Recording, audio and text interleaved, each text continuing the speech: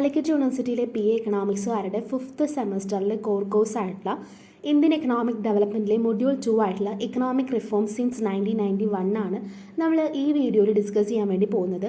Already first മൊഡ്യൂളിൻ്റെ video നമ്മൾ upload ചെയ്തിട്ടുണ്ട്. അപ്പോൾ അത് കാണാത്തവരുണ്ടെന്നുണ്ടെങ്കിൽ പോയി കാണുക. അതുപോലെ തന്നെ കമൻറ്റ് ബോക്സിൽ ഒരു വാട്സപ്പ് ലിങ്ക് കൊടുക്കുന്നുണ്ട്. അതായത് BA എക്കണോമിക്സ് 5th സെമസ്റ്ററിലെ സ്റ്റുഡൻസിന് വേണ്ടിയിട്ട് ഒരു സ്റ്റഡി ഡിസ്കഷൻ ഗ്രൂപ്പാണ്. അതിൽ ജോയിൻ ചെയ്യാൻ ഇൻട്രസ്റ്റ് ഉള്ളവരുണ്ടെന്നുണ്ടെങ്കിൽ അതിൽ ജോയിൻ ചെയ്യാം. സോ മൊഡ്യൂൾ 2ലേക്ക് വരുമ്പോൾ എക്കണോമിക് റിഫോംസ് സിൻസ് 1991 എന്നാണ് നമ്മുടെ ഈ ഒരു ചാപ്റ്ററിൻ്റെ പേര് തന്നെ. എന്തൊക്കെ തരത്തിലുള്ള റിഫോംസ് കാര്യങ്ങളൊക്കെ തന്നെയാണ് 1991 വരെയുള്ള കാലഘട്ടങ്ങളിലും അതിനുശേഷവുമൊക്കെ നടന്നത്, അതിനെക്കുറിച്ചിട്ടുള്ളൊരു ഒരു അനാലിസിസാണ് ഈ ഒരു ചാപ്റ്റർ എന്ന് പറയുന്നത്. സോ എക്കണോമിക് റിഫോംസിൻ്റെ കാര്യം പറയുമ്പോൾ എന്തൊക്കെയായിരുന്നു എക്കണോമിക് ക്രൈസിസ് ഉണ്ടായിരുന്നത്? So the origin of economic crisis in the early 1990s എന്ന് പറയുമ്പോൾ എക്കോണമീസ് പ്രോബ്ലം ഇൻ 1991, അതായത് countries economic troubles in 1991 did not happen suddenly. ഒരു എക്കണോമിക് പ്രോബ്ലം എന്നുണ്ടാവുന്നത് ഒരിക്കലും സഡനായിട്ട് പെട്ടെന്ന് ഒരു ദിവസം കൊണ്ട് ഉണ്ടാവുന്ന പ്രോബ്ലം അല്ല. അതൊരു ടൈം എടുത്തുകൊണ്ട് ഉണ്ടാവുന്ന ഒരു പ്രശ്നമാണ്. The root cause was the way to economy was managed during 1980s leading to financial imbalance. അതായത് 1980സിലുള്ള ഒരു എക്കോണമിയുടെ മാനേജ്മെൻറ്റും അതുപോലെ തന്നെ ആ ഒരു രീതികളും അതുപോലെ അവിടെ ഉപയോഗിച്ചിട്ടുണ്ടായിരുന്ന പോളിസീസ് കാര്യങ്ങളൊക്കെ തന്നെയാണ് ഒരു ഫിനാൻഷ്യൽ ഇംബാലൻസിലേക്ക് 1990സിലേക്ക് നയിച്ചത്. So the strategy for development is not to blame for this crisis. അതായത് ഒരിക്കലും ഒരു സ്ട്രാറ്റജിയാണ് അല്ലെങ്കിൽ ഒരു സ്ട്രാറ്റജി ഉപയോഗിച്ചാൽ ഒരു ഡെവലപ്മെൻറ്റ് ഉണ്ടാവും എന്ന തരത്തിലുള്ള കാര്യങ്ങളൊന്നും നമുക്ക് ഈ ഒരു ക്രൈസിസിൻ്റെ മുകളിൽ ഉപയോഗിക്കാൻ വേണ്ടി പറ്റില്ല. അപ്പോൾ 1991 ക്രൈസിസ് എന്ന് പറയുന്ന ഒരു എക്കണോമിക് ട്രബിൾ ആയിരിക്കാം. അത് സഡൻലി ഹാപ്പൻ ചെയ്തതല്ല. അതുപോലെ തന്നെ 1980s ഉണ്ടായിട്ടുള്ള ഒരുപാട് എക്കോണമീനെ അത് എങ്ങനെയാണ് മാനേജ് ചെയ്തിട്ടുണ്ടായിരുന്നത്, ആ ഒരു ടൈമിലുള്ളതിൽ നിന്നും എങ്ങനെയാണ് ഫിനാൻഷ്യൽ ഇംബാലൻസിലേക്ക് നയിച്ചത് തുടങ്ങിയ കാര്യങ്ങളാണ് പറയുന്നത്. സോ ആ സമയത്ത് ഫസ്റ്റ് പ്രോബ്ലം എന്ന് പറയുന്നത് ബഡ്ജറ്റ് ഡെഫിസിറ്റ് ആണ്. അതായത് there was widening gap between government revenue and the spending. നമുക്കറിയാം ബഡ്ജറ്റ് എന്താണ്, ബഡ്ജറ്റ് ഡെഫിസിറ്റ് എന്താണെന്നൊക്കെ പറഞ്ഞിട്ട് നമ്മൾ ഫിസിക്കൽ എക്കണോമിക്സിലൊക്കെ തന്നെ പഠിച്ചിട്ടുണ്ടായിരുന്നു. അതുകൊണ്ട് തന്നെ ഈ ബഡ്ജറ്റ് എന്ന് പറയുന്നത് ഗവൺമെൻറ്റിൻ്റെ റവന്യൂവിനേക്കാളും കൂടുതലായിരുന്നു. ഇപ്പോൾ ഈ 4, 5, 6 എന്നൊക്കെ പറഞ്ഞിട്ട് ഞാൻ പോയിൻറ്റ്സ് ഇട്ടിട്ടുണ്ട്. അതൊരു ടോട്ടലായിട്ട് നിങ്ങളൊരു ഏർലി 1990s ഉണ്ടായിരുന്ന ക്രൈസിസ് എന്ന് പറഞ്ഞിട്ടുള്ള ഒരു 10-20 പോയിൻറ്റ്സ് ആണ്. അത് നിങ്ങൾ അങ്ങനെ തന്നെ എഴുതി വെച്ചാൽ മതി. ഞാൻ അതിനെയും കുറച്ചുകൂടി ഗ്രൂപ്പ് ചെയ്താണ് ഇതൊക്കെ കേട്ടോ, budget deficit, impact of Gulf crisis എന്നൊക്കെ പറയുന്നത്. സോ അതൊരു ഫസ്റ്റ് പ്രോബ്ലമായിട്ട് നിൽക്കാം. This resulted in significant fiscal deficits which were covered by borrowing. അതായത് നമുക്കിപ്പോൾ ഒരു എമൗണ്ട് ഉണ്ടാക്കാൻ പറ്റിയില്ലെങ്കിൽ എമൗണ്ട് കൂടുതലായിട്ട് പോകുന്നു എന്ന് പറയുമ്പോൾ നമ്മൾ എന്തായാലും കടമെടുക്കുമല്ലോ. അപ്പോൾ ഈ ഒരു കാര്യം നമ്മുടെ പൊതു കടം കൂടുന്നതിനുള്ളൊരു കാര്യത്തിലേക്ക് വന്നു. The difference between income and expenditure for the entire economy led to large deficit in international payments also covered by foreign borrowing. നമ്മൾ പറഞ്ഞ പോലെ തന്നെയാണ് ഈ ഒരു ഇൻകവും എക്സ്പെൻഡിച്ചറും തമ്മിൽ ഉണ്ടാകുന്ന ഒരു ഡിഫറൻസ് എൻറ്റയർ എക്കോണമീനെ തന്നെ ഒരു വലിയ തരത്തിലുള്ളൊരു മാറ്റത്തിലേക്കാണ് കൊണ്ടുവരുന്നത്. അതായത് വളരെ മോശമായിട്ടുള്ള രീതിയിലേക്ക് കൊണ്ടുവരാണ്. ഇൻ്റർനാഷണൽ പേയ്മെൻറ്റ്സും അതുപോലെ തന്നെ ഫോറിൻ ബൊറോവിങ്സ് ഒക്കെ കാര്യങ്ങളൊക്കെ തന്നെ കൂടി വരികയാണ്.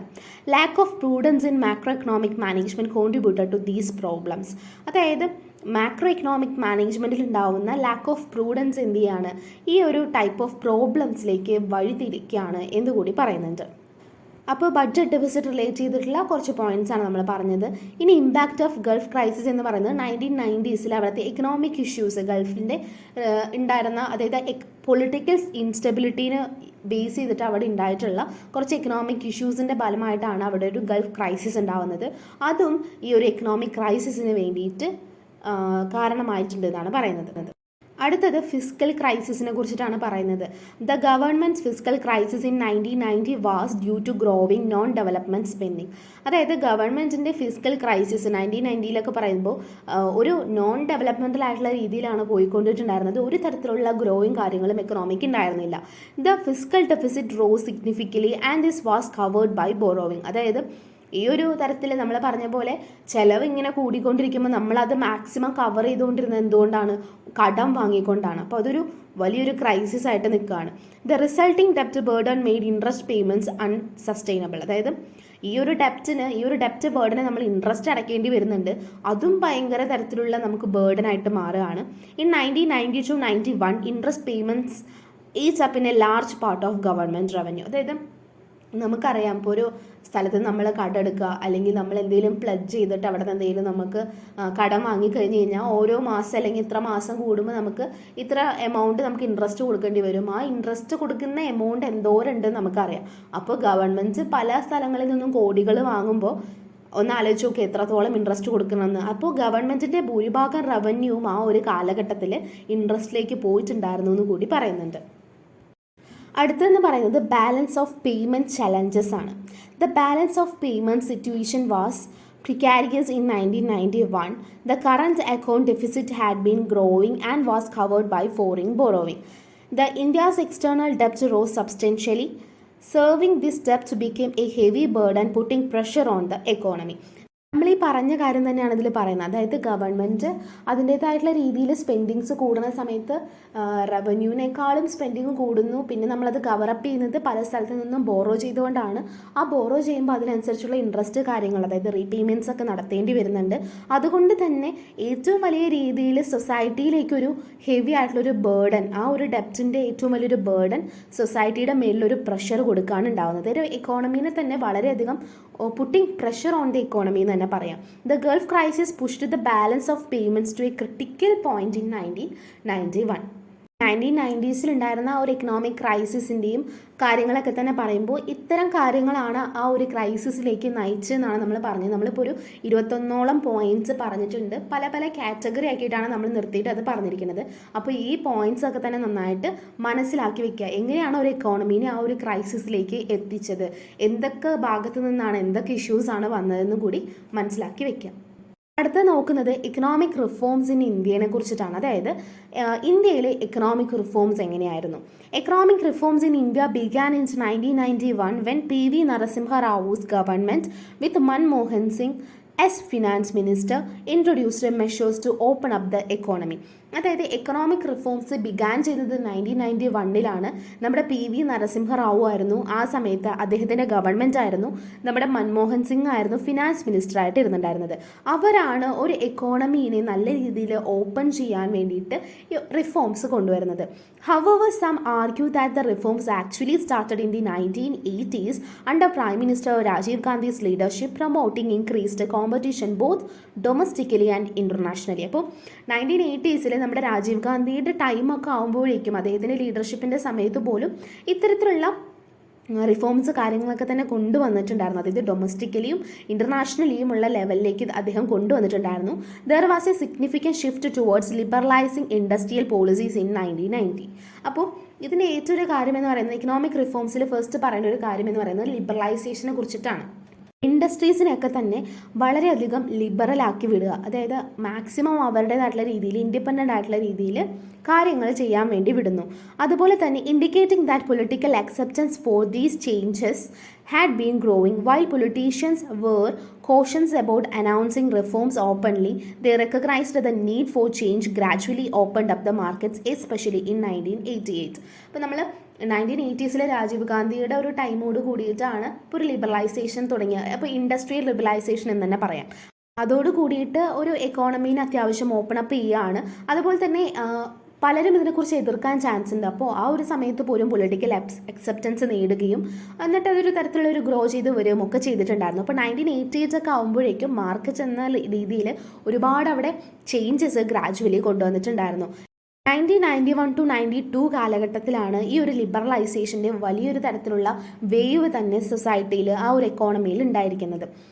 Different from earlier smaller measures, these reforms focused on macroeconomic stabilization and structural changes in sectors to tackle supply side issues in the economy.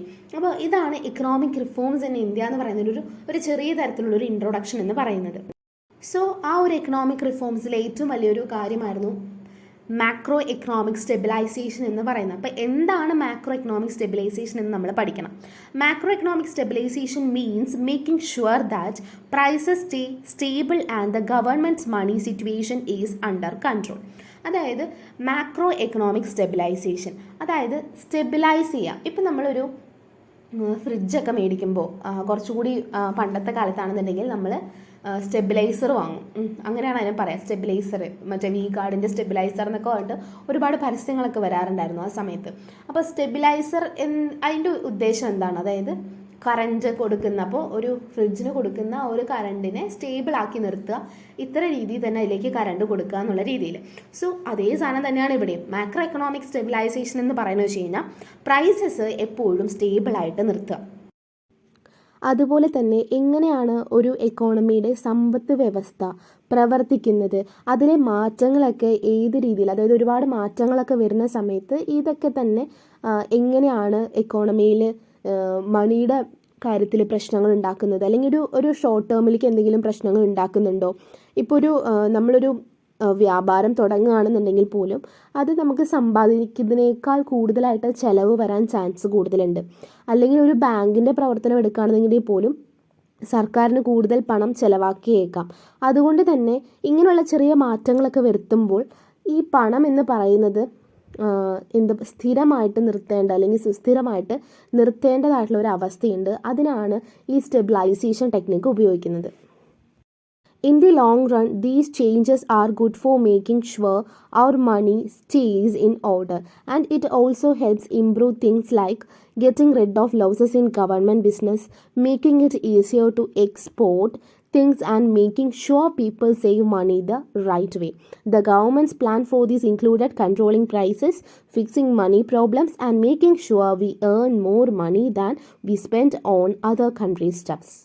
ഇപ്പോൾ ദീർഘകാല അടിസ്ഥാനത്തിൽ പറയുകയാണെന്നുണ്ടെങ്കിൽ ആ പണത്തിലൊരു ക്രമം കൊണ്ടുവരിക, അതുപോലെ തന്നെ സർക്കാരിൻ്റെ ബിസിനസ്സുകളിലുള്ള നഷ്ടങ്ങളൊക്കെ ഒഴിവാക്കുക, അതുപോലെ സാധനങ്ങളെല്ലാം കയറ്റുമതി ചെയ്യുന്നത് എളുപ്പമാക്കുക, ആളുകളെല്ലാം ശരിയായ രീതിയിൽ പണം ലാഭിക്കുന്നു എന്ന് ഉറപ്പാക്കുക, അതുപോലെ തന്നെ ഇങ്ങനത്തെ കുറേ കാര്യങ്ങളൊക്കെ തന്നെ മെച്ചപ്പെടുത്താനും പ്രവർത്തിക്കാനൊക്കെ സഹായിക്കുന്നത് ഈ സ്റ്റെബിലൈസേഷൻ ടെക്നിക്കാണ്.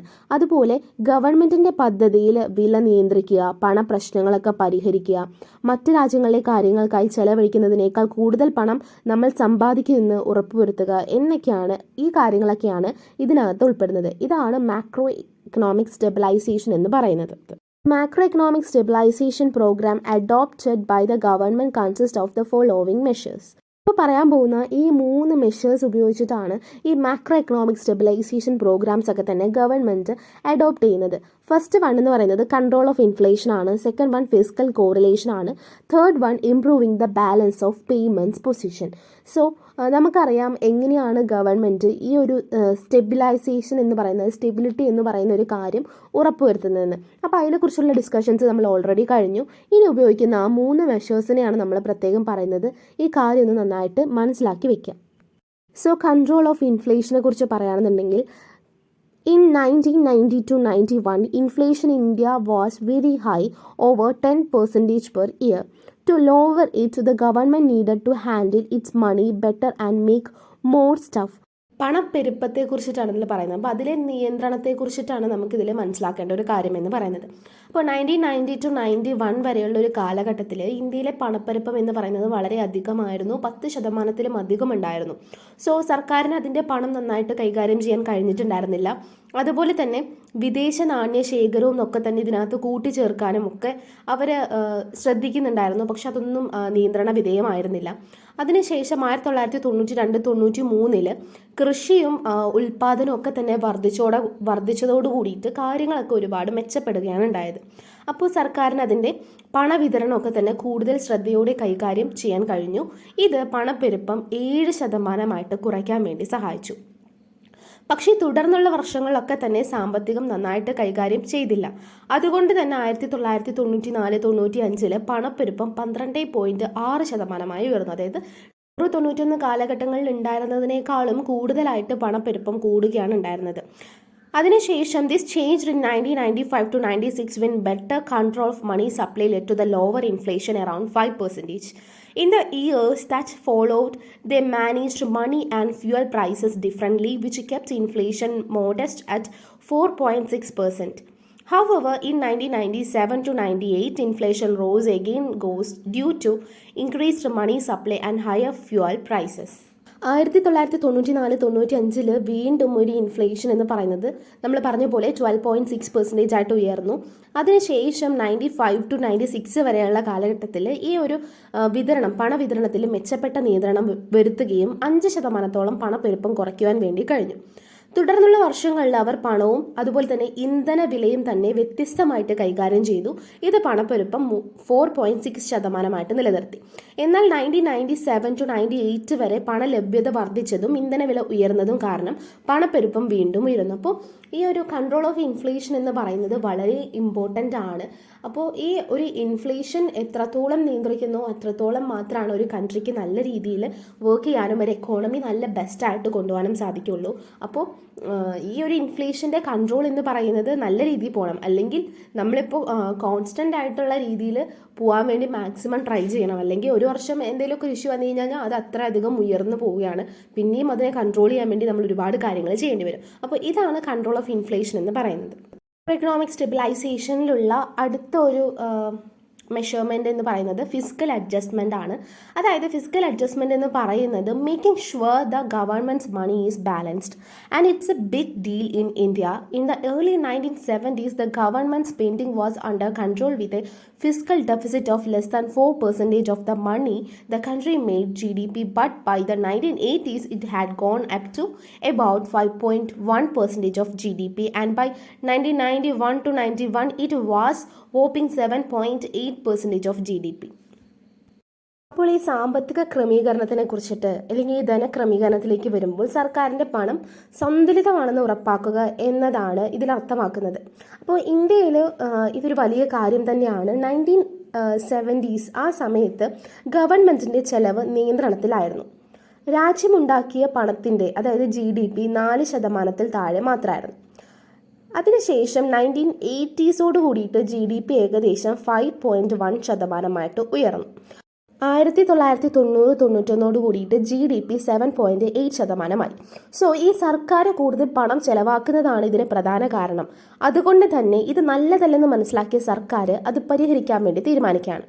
അപ്പോൾ ഈ ഒരു ഫിസ്ക്കൽ ഡെഫിസിറ്റ് കുറയ്ക്കാൻ വേണ്ടിയിട്ട് അവരൊരു പദ്ധതി ആരംഭിച്ചു. അതായത് ധനക്കമ്മി അത് കുറയ്ക്കാൻ വേണ്ടിയിട്ട് അവരൊരു പദ്ധതി ആരംഭിച്ചു. അത് 90കളുടെ തുടക്കത്തിൽ വിജയിച്ചു. എന്നാൽ 90കളുടെ മധ്യത്തിൽ കാര്യങ്ങൾ വീണ്ടും വഷളാവുകയാണ്. 1998-99 ഇത് GDPയുടെ 6% മാറി. തുടർന്നുള്ള വർഷങ്ങളിൽ അത് ഉയരുകയും താഴുകയൊക്കെ തന്നെ ചെയ്തു. സാമ്പത്തിക മാന്ദ്യം കാരണം 2008-09 കാലഘട്ടങ്ങളിൽ ഇത് 6% കുതിച്ചു. സർക്കാരിൻ്റെ ചെലവ് വലിയ പ്രശ്നമാണെന്ന് ഇത് കാണിക്കുകയാണ് ഉണ്ടാവുന്നത്. ഇത് പരിഹരിക്കുന്നതിന് വേണ്ടിയിട്ട് അവർക്ക് സർക്കാർ ചെലവുകളിൽ അതായത് GDPയുടെ 25% കുറയ്ക്കേണ്ടതുണ്ട്. അതുകൊണ്ട് തന്നെ 2009 അത് 29.1% ചിലവ് നിയന്ത്രിക്കേണ്ടത് അത്യന്താപേക്ഷിതമായതുകൊണ്ട് പ്രത്യേകിച്ച് പ്രതിരോധം, സബ്സിഡികൾ, പലിശ പേയ്മെൻറ്റ്സ് തുടങ്ങിയവയുടെ കാര്യങ്ങളിലൊക്കെ തന്നെ GDP എന്ന് പറയുന്നത് 40% കണക്കാക്കപ്പെട്ടിരുന്നത്.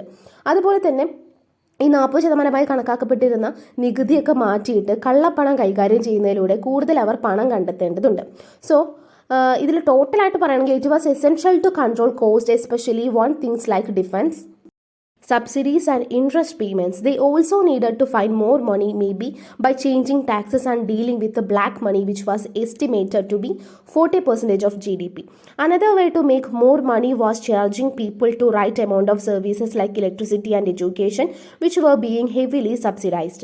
However, the government did not seem serious about these changes. They opted and soft options like reducing spending on things like infrastructure and social services, which weren't good for the country in the long run.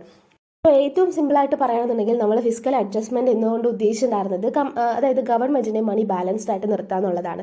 പല സമയത്തും GDPയുടെ rate എന്ന് പറയുന്നത് ഉയരുകയും താഴുകയും ചെയ്തുകൊണ്ടിരുന്നതുകൊണ്ട് തന്നെ അതുകൊണ്ട് government വിചാരിക്കുകയാണ് അവരുടെ ചിലവുകൾ കാര്യങ്ങളൊക്കെ തന്നെ വലിയ രീതിയിൽ കുറയ്ക്കേണ്ടതുണ്ട്.